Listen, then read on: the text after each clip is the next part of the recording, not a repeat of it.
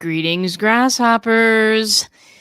Today we're going to talk about marketing metrics. Which ones are the most important for you?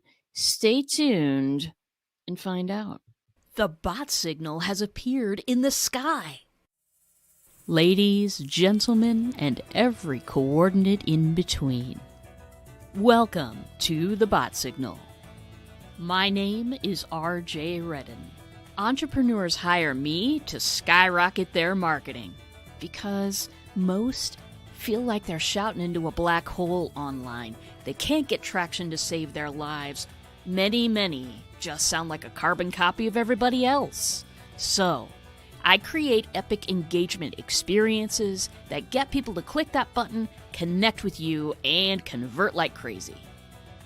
Bottom line, if you want your business to soar, better take the woman in the cape. All right, everybody, let's talk about marketing metrics. And now, I know that a lot of them, there's a ton of them that are used, right? And there are a ton of them that are important in certain situations. So, if you're running any kind of ads, if you're running any kind of paid advertising, cost per click, that's a huge one for you. Lifetime value of a client, that's a huge one for you. They're all important, but what do you focus on? What is the one thing, what is the most important thing for you to focus on to make bigger or make smaller? That is, I think that's the question of the day, because it can be overwhelming, can't it? If you don't believe me, open Google Analytics. There's a lot of numbers there.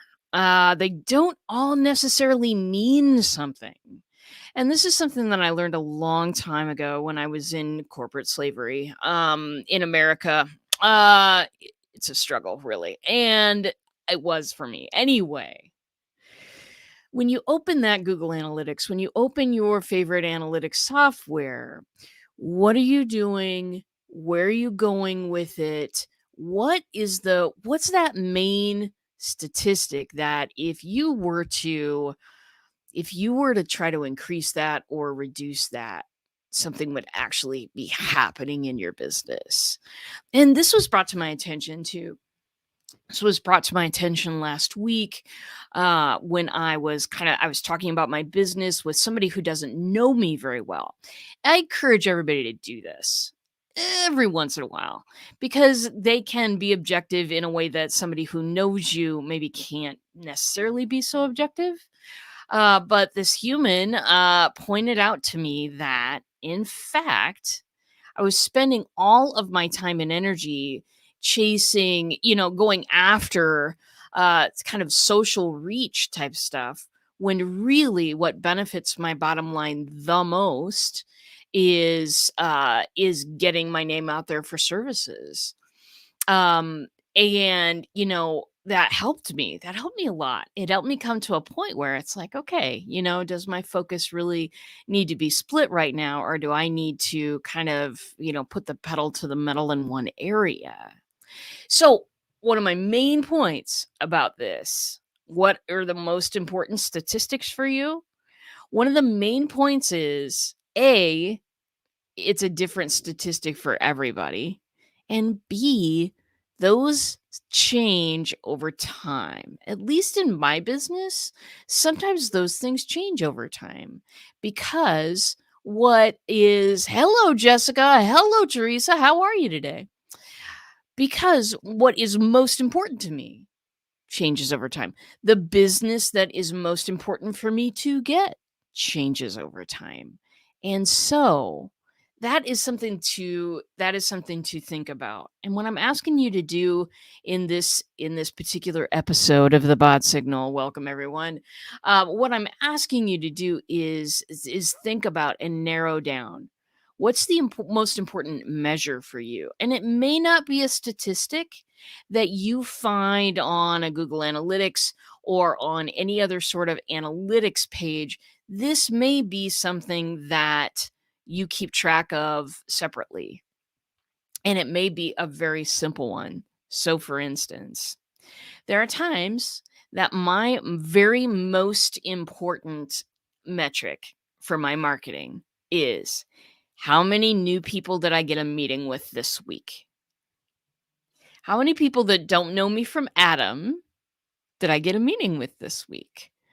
Or just in general, how many meetings do I have with new people this week? That's a little easier to do because sometimes, people will schedule stuff 2 weeks in advance or whatever. Fantastic. But when I want to know how many people did I get meetings with this week, I look at my calendar. And I do have a goal for that. I do have a goal for how many meetings that I have in a week because I know that I can, quote unquote, close, a certain number of them. And that's absolutely what I want to do because I know from the engagement process that I use that I'm bringing clients who are ready to the table. I'm not bringing people who have no idea what a bot is. Oh, that's a hard one. I'm not bringing people that, I have to explain from the very beginning what I do. I'm not bringing people to the table to sell them on anything. Most of them are showing up ready to buy because of the engagement process that I use. So, for right now, for me, my most important one is definitely how many meetings do I have this week? Um, that may be different. That may be different for you. Mine tend to focus on more on engagement than they do on anything else because I know if that is there, then I have the potential to make a lot more stuff happen on those meetings. So engagement rate is a big one for me. Engagement rate, and I use my own kind of little computational analysis to do that. Okay, the math is done for me in a spreadsheet. I won't lie to you. Anyway, engagement rate is hugely important to me. How many times did I appear on different formats and different social stuff? That sometimes is really big for me. I do like to have my business in kind of two areas, and one of them is one-on-one services, one of them is classes, and I do like to do that because it means that I'm not depending wholly on one or another. Now, some might say, okay, but your focus is split. It isn't really, because at any one time, I'm either focusing on getting more one on one clients or getting more courses and classes sold. For me, when I'm doing courses and classes, my that's when I'm focusing more on social outreach, getting more people aware of what I do, growing organically. I don't pay for ads. I don't pay for any of those types of things. So more my reach is organic is what I'm trying to say there. Okay, more coffee. It really has been, it's been an early morning to people. Anyway, and then when I'm focused on more one-on-one stuff, that is when I'm focused less on social reach and more on getting those one-on-one meetings. So here's what I want to know from you right now in your entrepreneurial life. What is the metric that you are most focused on right now? And if you don't have one, tell me you don't have one in the comments. And it's okay. This is a no judgment zone. We love you. Tell me that you don't have one. And what we'll do is then we'll come up with one. We will talk about, the different things that are most important to you and help guide you toward, making a single number or two better for you, because that's what this is all about, really. This is all about helping you improve anywhere that you can. helping you focus. And I think that that's one of the things that we deal with a lot as entrepreneurs. Entrepreneurs is totally focus. It's just woo. Sometimes my attention just goes out the window for a while. Can't explain it. All right. Anyway, let's get caught up on the comments here. Social outreach is what Teresa's been investing in. Connection and interaction is the thing that I have been working on. Absolutely. Absolutely. How does that and here's the great divide. Here's the thing that no one talks about and no one even really thinks about is that social outreach that you're focused on right now. Are you bridging that gap between that that awareness that you're trying to create for you and getting a meeting with that human? Are you? I mean, because most times, and I know that people who watch this show want to focus on something different, but a lot of times, what we're taught to do is more people on the list, more people on the list. All right. When's the last time you thanked somebody for signing up for your list? When's the last time you sent somebody a thank you video for meeting with you? These are the types of things that I do. These are the types of things that it takes just a minute for me because I just shoot it in a video and people want to see me. People just want to see me anyway. You know what I mean? Because people aren't buying a class. People aren't buying a service, they're buying me. That's what know, like, and trust occurs with me personally. So I want them to see my eyeballs as much as humanly possible. Does that make sense to you? Does that resonate at all? Because that's what we're trying to do, right?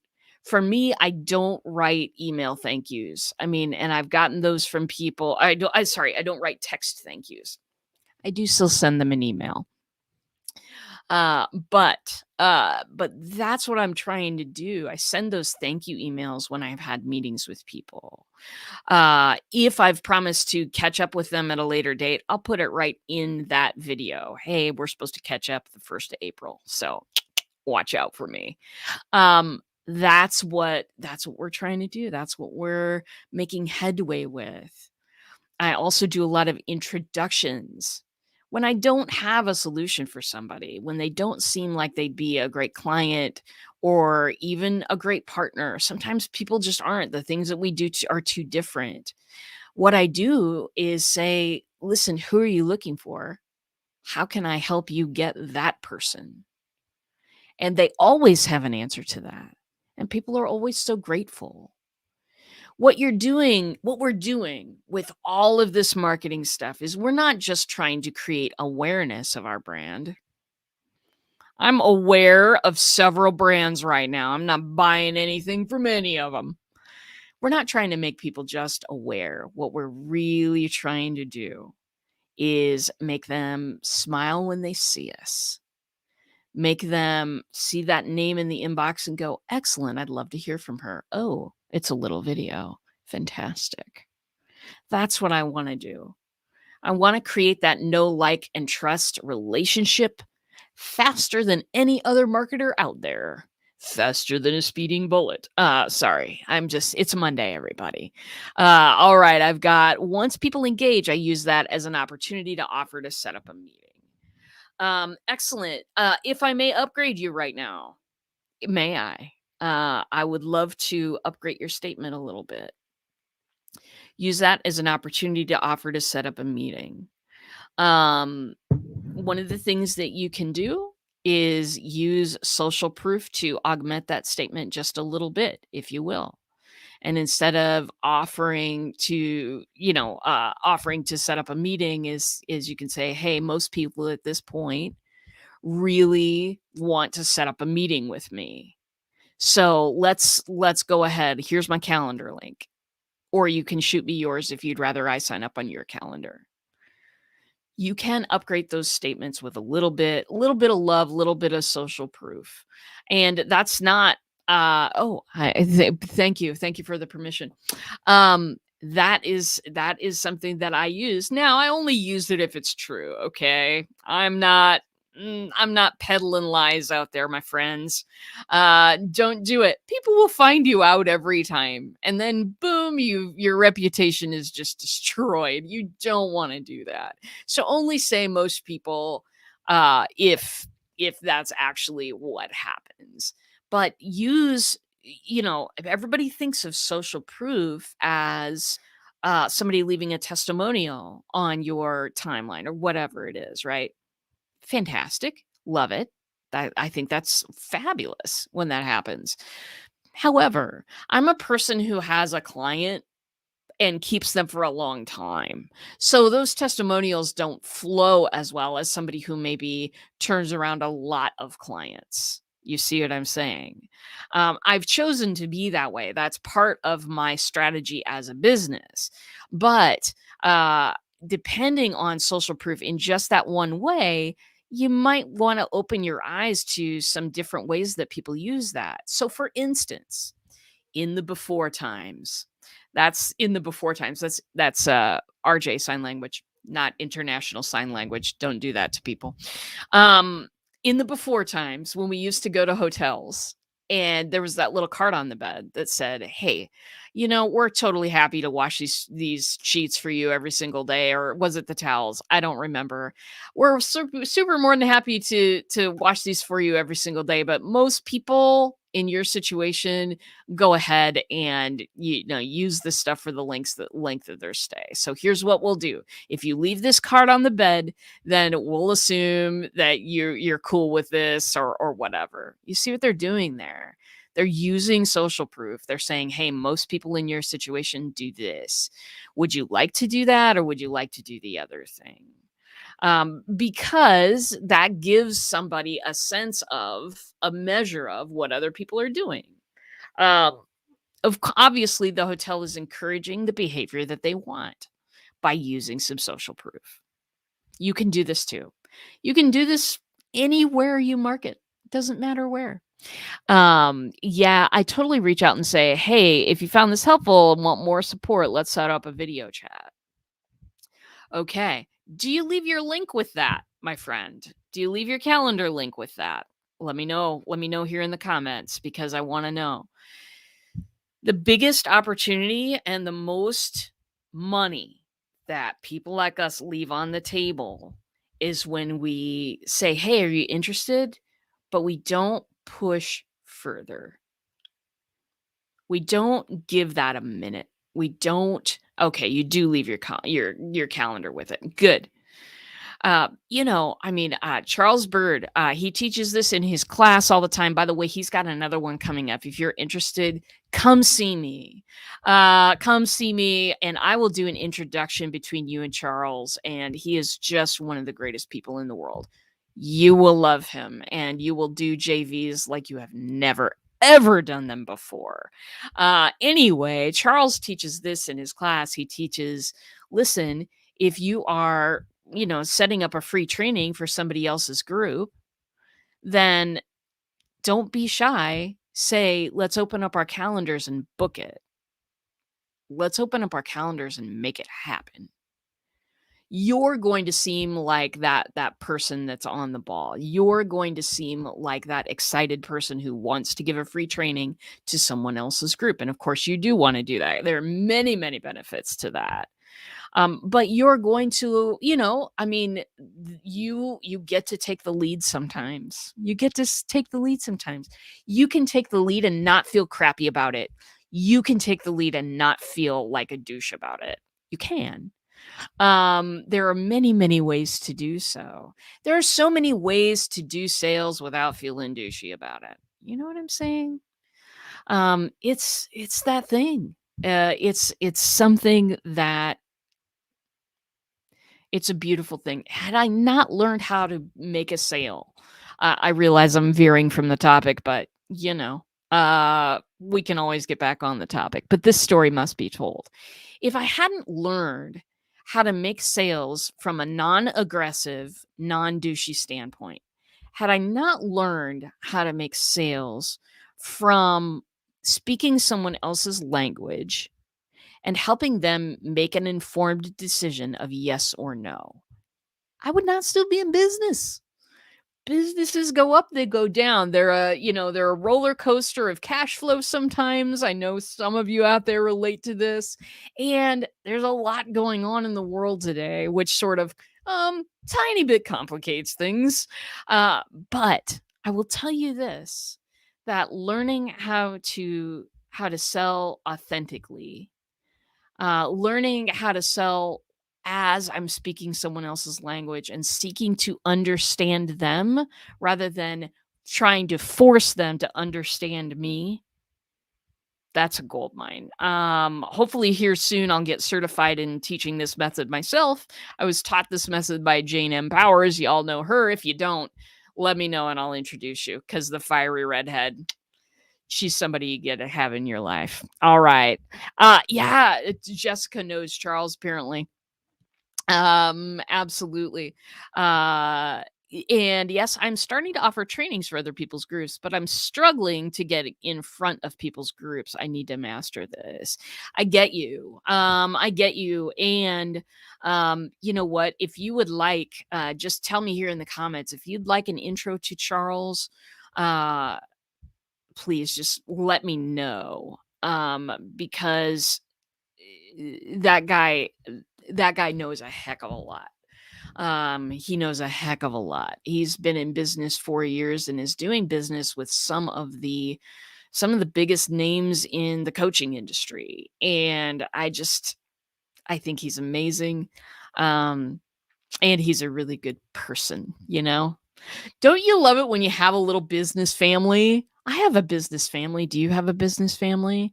These are the people that I call when times are tough. These are people that I call when they're having a tough time. These are the people that I will support any day in any way that I am called to whenever I am called to.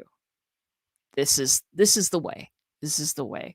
I don't feel alone in my business anymore because I have people. I have people to lean on. Emotionally, I have people to lean on when I have a question about strategy. I mean, my company is growing to a point we've never ever been before. How am I supposed to know the things that are supposed to go on? I don't. So I have a business family. Get a business family if you don't have one. You can adopt me if you want. That is important stuff. That's something you and I can definitely collaborate on with strategic intro and placement opportunities. Jessica, what are you doing later? Let's talk about that. Built on a relationship built on trust and proper rapport. A relationship built on trust and proper rapport means that I am going to not sell to you, that I am going to help you figure out if it's a yes or a no for you. I'm going to help you figure that out by giving you facts and information. But I am not going to, oh, this offer ends at midnight. I'm not going to say I like to reward people who are on the ball and make choices quickly.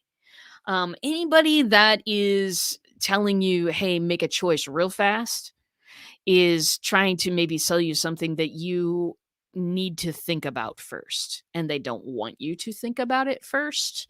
So just have that in your mind right now, because you absolutely do not want to do that in most cases. Now there is sometimes and there are a lot of times that I will put some urgency on somebody getting something or whatever. But what I'll do is say, hey, I'll add a bonus if you sign up, sometime in the next week, or whatever. I'll do that, because I really do want that person in, but only if I really do want that person in. Do I add bonuses for, sign up by a certain time? But in no way do I want you to not think about what you're doing, because sometimes people have hired me in the past and not thought about what they were doing or not known what they were getting into. Those relationships sometimes end in disappointment. And I don't like having that out there, man. So anyway, I have a business family as well. You're a part of it, man or ma'am. Sweet. That's what I love. All right. So shows all this week. Interview on Thursday. I'll be coming up with some topics later this afternoon, so you might see that skid across your screen. Know too that I am moving right now. I'm going to flip over to Clubhouse, and we are going to talk about the same thing. So if you're on Clubhouse, locate me. I'm not hard to locate. Come talk to me in Strategy Hackers, because that's that's where my home is. And we'll talk about what's the most important metric for you, but we'll get to talk in like a back and forth fashion. If you haven't gotten Clubhouse yet, hey Joe, good to see you, my friend. I'm gonna read something that is so cool. um Consent and having the ability to choose and decide is powerful. Yes, engagement marketing gives people that opportunity all the way through. When I'm having that meeting at the end with people, when I'm asking them to make a decision, I want to have consent and having the ability to choose and decide. You know what I mean?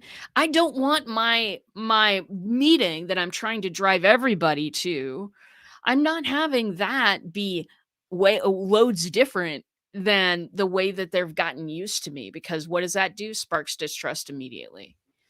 So, my friend, consent and having the ability to choose. We have covered an awful lot of topics today. It has been super fun. And I'm going to slide over to Clubhouse. If you have an iPhone, sorry, that's the requirement, or an iPad of some kind, and you don't have an invite yet, PM me. Let's talk about this. I've got some invites that I would love to issue if you have that opportunity. So, my friends, that's it for now. You are the best audience in the world. Just in case you didn't know that, now you know. And I'm so glad you stopped in today. Stop in the rest of the week. We've got some really cool stuff for you. Take care of yourself, take care of each other, and I'll see you in a bot.